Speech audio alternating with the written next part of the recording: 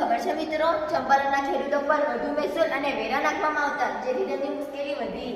ચંપારણના ઘણા બધા ખેડૂતોમાંથી આ એક ખેડૂત રાજકુમારના શુક્લના આગ્રહથી ગાંધીજી મોટી હાડા.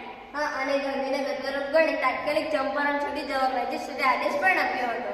પણ ગાંધીજીએ નોટિસનો અનાદર કરી ખેડૂતોના પ્રશ્નનો ઉકેલ આવ્યો.